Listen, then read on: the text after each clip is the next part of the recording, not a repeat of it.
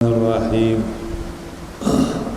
قال المصنف رحمه الله تعالى: وغفر له ولوالديه ولمشايخه آمين. الصفات السلبية خمسة وهي القدم والبقاء ومخالفته للحوادث وقيامه بنفسه والوحدانية.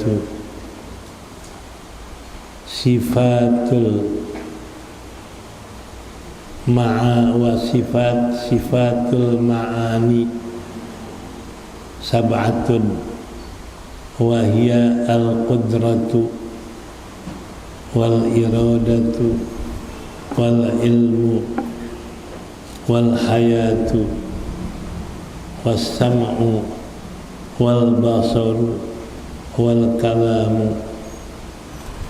Was sifatul ma'nawiyatu sab'atun aidan wa hiya kaunuhu ta'ala qadiran wa kaunuhu muridan wa kaunuhu aliman wa kaunuhu hayyan wa kaunuhu sami'an wa kaunuhu basiran wa kaunuhu mutakalliman bikalamin qadimin azaliyin la yusbihu kalamal khalqi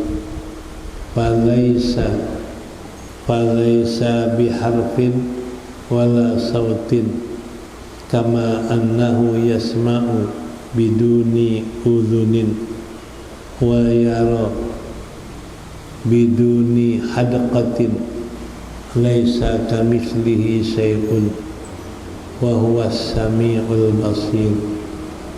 Surah Asy-Syura ayat 11.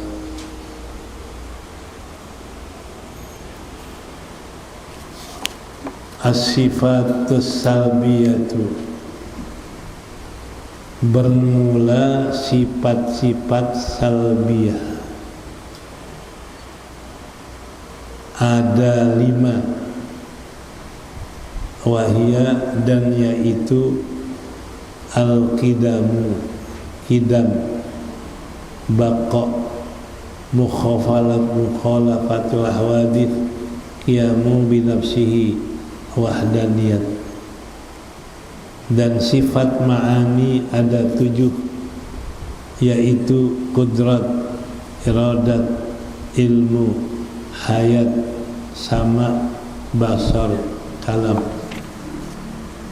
Wasifatul ma'nawiyah, sifat ma'nawiyah, wahia kaunuhu qadiran, kaunuhu muridan, kaunuhu aliman, kaunuhu hayyan, kaunuhu sami'an, kaunuhu basiran, kaunuhu mutakalliman bil kalamil qadimi al azaliyun bikalamin qadimin azaliyin la yusbihu kalamal khalqi walaysa biharfin wala sautin kama annahu ta'ala yasma'u biduni udhunin wa yara biduni hadaqatin laysa kamitslihi syai'un wa huwa sami'ul basir. Surah Asy-Syura ayat 11.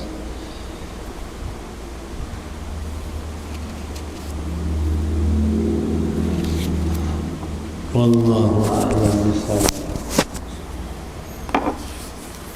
Kita sekarang sampai ke bagian yang kedua dari sifat 20 dibagi 4. Ada yang namanya sifat Allah,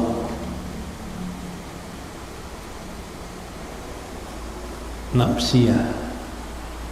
Jadi ada sifat nafsiyah, sifat yang menyatakan halnya dari zat.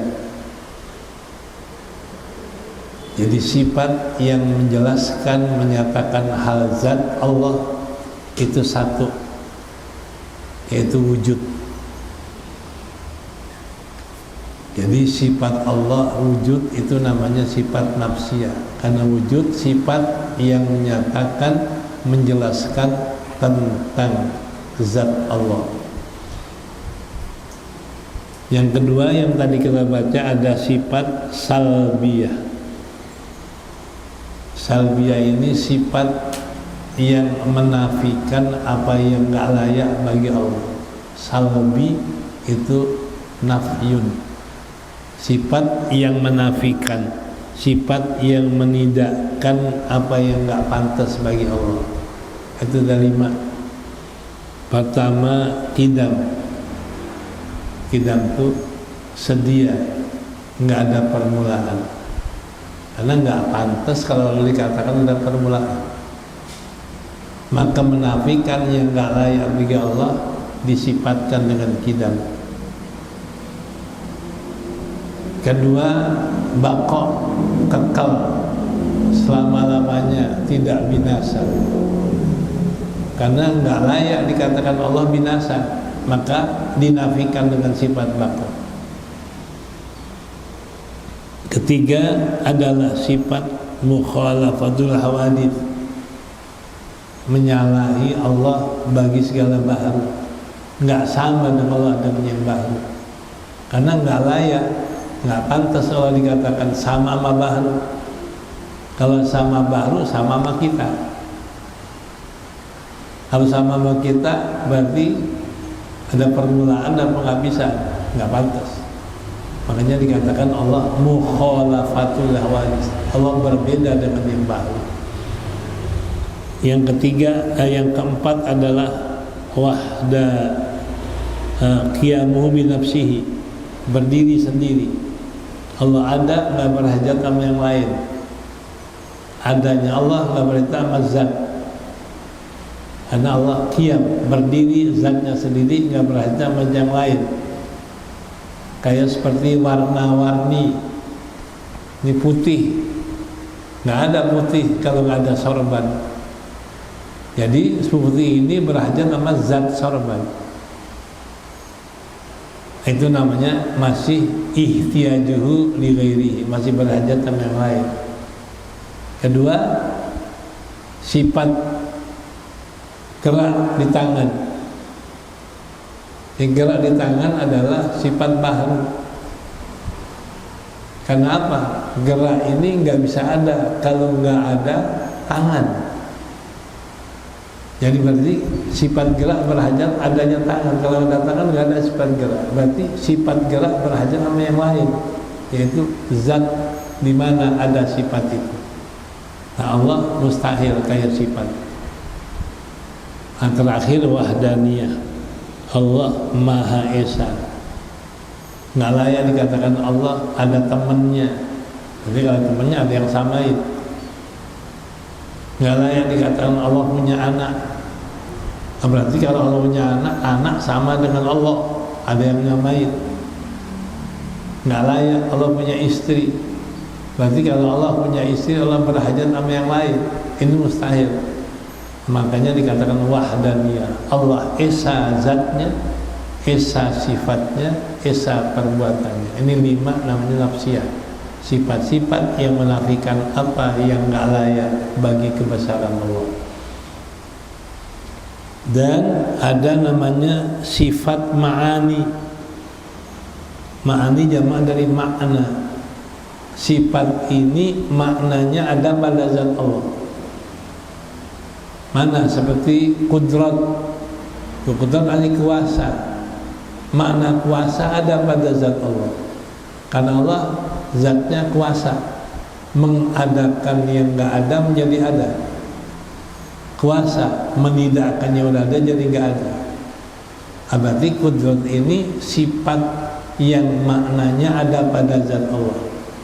Kedua, iradah, menentukan, memilih, menghendaki. Ini sifat ini berhajat. Allah ini punya sifat makna menentukan, makna memilih, makna menghadapi, ada pada zat Allah. Ketiga adalah ilmu, mengetahui, makna ilmu ada pada zat Allah. Keempat adalah hayat. Hayat itu hidup.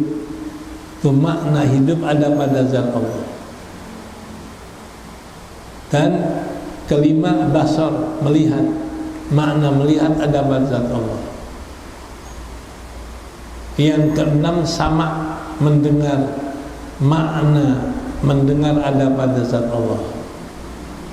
Yang ketujuh adalah kalam, sama basar kalam, berkata-kata. Makna berkata-kata ada pada zat Allah. Ini 7 sifat, maknanya semua ada pada zat Allah.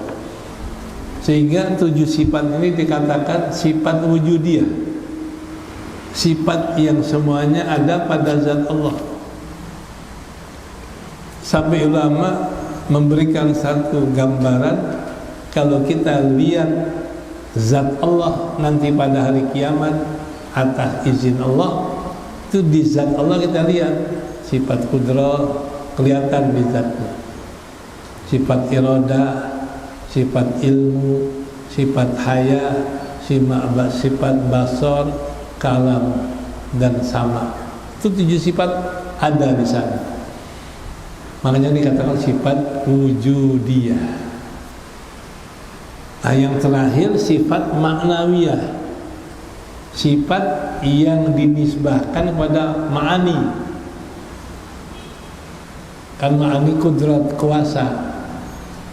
Nah, kalau Allah zatnya ada sifat kuasa, maka keadaan Allah ini kaunuhu qadiran, keadaannya yang kuasa. Ini ma'ani. Kalau Allah bersifat dengan iradah, keadaannya muridan, yang menentukan. Kalau Allah bersifat ilmu, mengetahui, maka keadaan zat Allah aliman.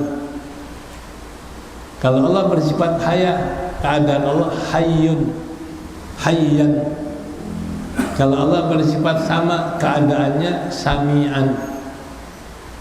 Kalau Allah bersifat basar, keadaannya basiran.